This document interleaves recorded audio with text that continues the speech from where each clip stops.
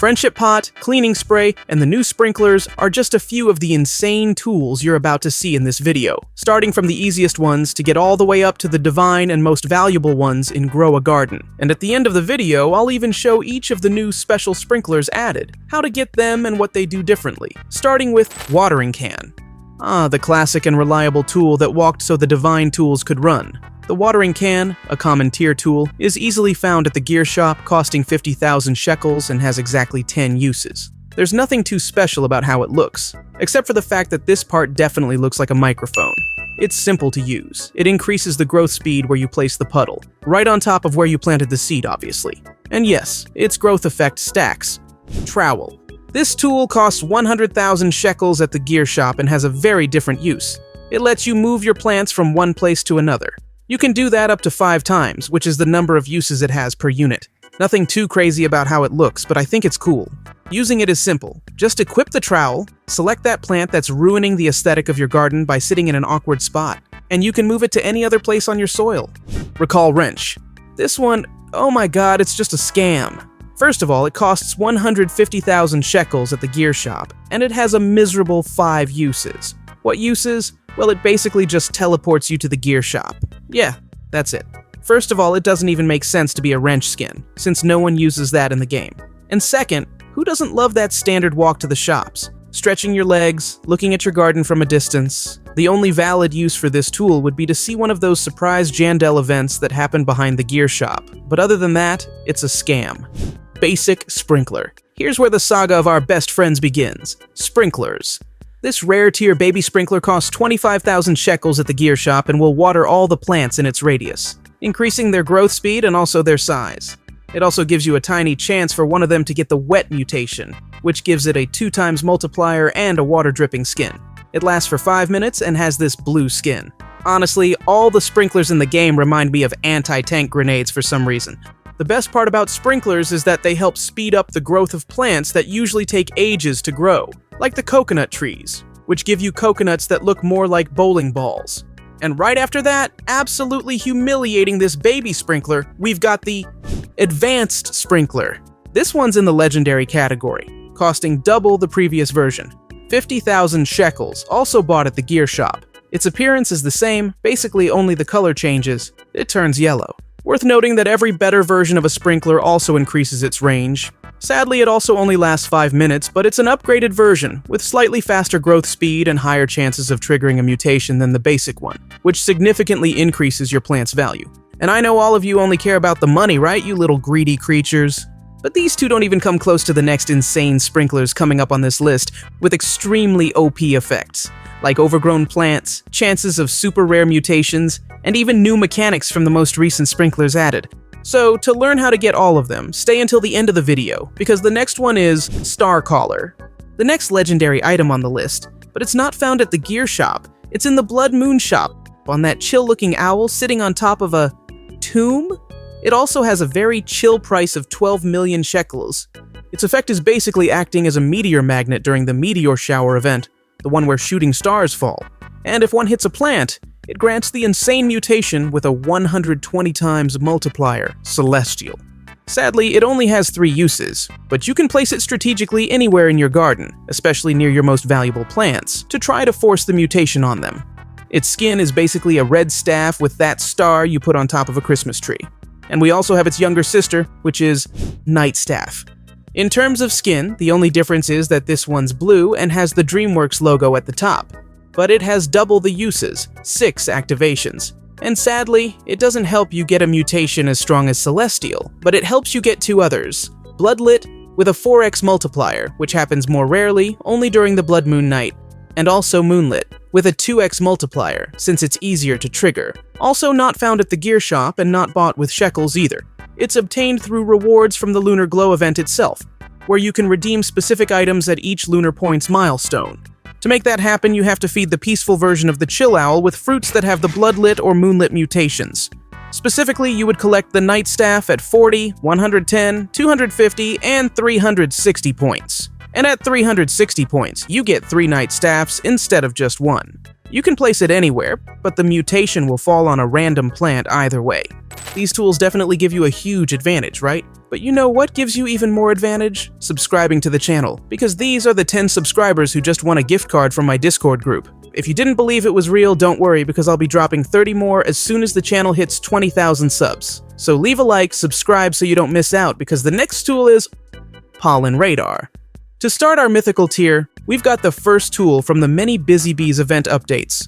Just like the Recall Wrench, the Pollen Radar is also a lazy person's tool, since its only use is to automate collecting pollinated plants straight into your inventory. Its appearance is actually kinda cool. Looks like one of those police gadgets for peeking under doors, but orange. Sadly, it only has 5 uses, and to get the item, the method is different. You need to buy it from Barry's shop, the giant queen bee in the middle of the map. You can buy the Pollen Radar for 20 honey, and to get honey, you have to feed Barry with plants that have the pollinated mutation. Same system as the chill owl eating plants with moonlit and bloodlit mutations. Chocolate Sprinkler. Recently, the devs added several event-exclusive sprinklers, but the very first one of them was the Chocolate Sprinkler from the Easter event. Also looking like an anti-tank grenade, it has a candy-themed skin, and its animation shoots chocolate jets instead of water, plus it throws confetti while spinning. The event items, including the Chocolate Sprinkler, could be bought from the NPC at the Easter shop. The sprinkler costs 500,000 shekels, and unlike the others, this one only lasts 1 minute. But there's a reason for that. This sprinkler automatically gives the chocolate mutation to all plants within its range, which makes the plant's multiplier 2x.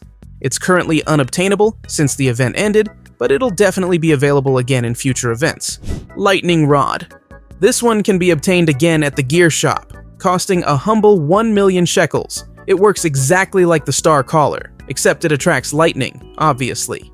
It also only has 3 uses, can also be placed in other players' gardens, if you want, and its ability is to direct lightning to your garden, which, in theory, should be a terrible idea, but actually ends up being the very reason it's worth it, since attracting lightning redirects it to a plant, and causes it to get the shocked mutation, which makes the plant glow in this bright and saturated neon, and it looks awesome.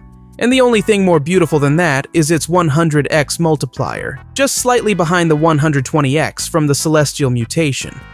And if you're a bit lost with so many mutations, their multipliers, and how exactly to get them, I made an entire video explaining every single mutation in the game, including the new ones. It's showing up here in the card, but it'll also appear at the end of this video. So check that out after this, so you'll literally know everything about every mutation. Because the next tool is NECTAR Staff. Also from Barry's ecosystem update, this tool is basically a variation of the Night Staff. It works by seducing more bees into your garden, increasing the amount of pollinated mutations you can get. It has a total of 8 uses. And just like the Pollen Radar, you can get this item from Barry's shop, costing 25 honey. You can place it anywhere in your garden, and obviously, you're gonna place it near the plants you want to get pollinated. It also goes without saying that the best time to use the NECTAR Staff is when the bee swarm event is happening, when the bees go for a stroll in the gardens and, with a bit of luck, pollinate your plants.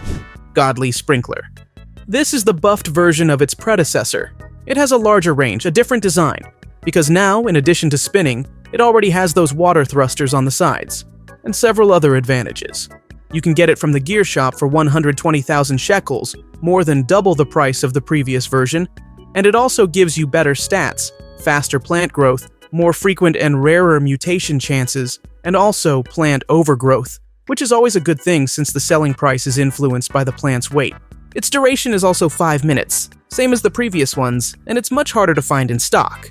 It's the second best sprinkler from the game's vanilla family, only losing to the Master Sprinkler. Now entering the Divine tier, we've got the best sprinkler in literally every aspect, including the price, since it costs 10 million shekels at the gear shop, and is almost impossible to find in stock. First of all, unlike its previous versions, it lasts the longest, 10 minutes, double the others. Its range also increases disproportionately. It has 3 times more total range than the previous version. Obviously, it also has the best possible stats in terms of growth speed, overgrowth, and mutations, making it your best chance at getting the extremely rare and valuable growth mutations like Rainbow and Golden. So be smart.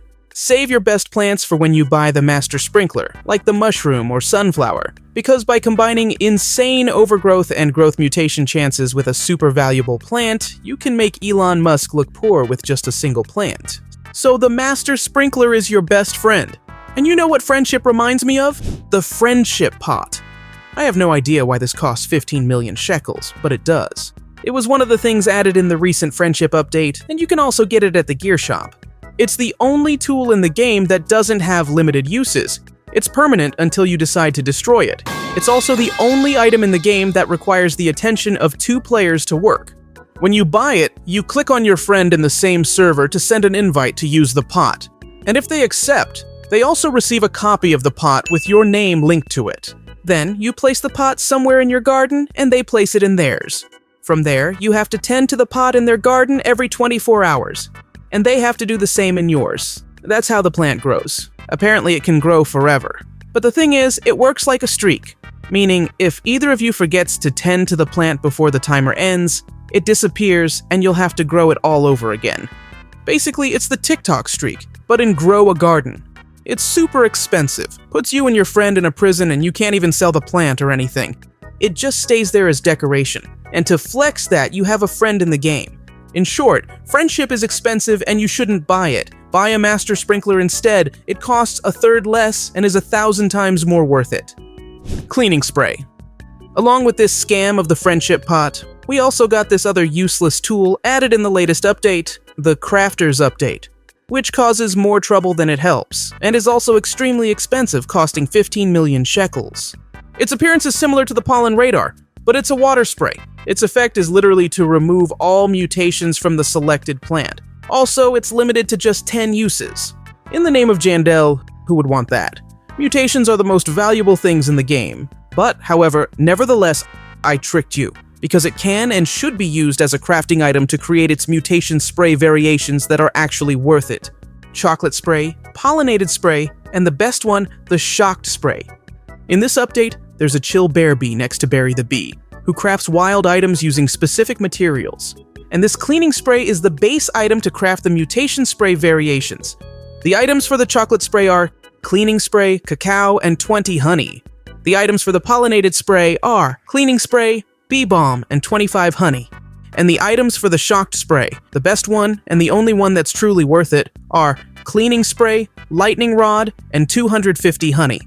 You thought it was gonna be cheap too, huh? Everything has a price, lil bro.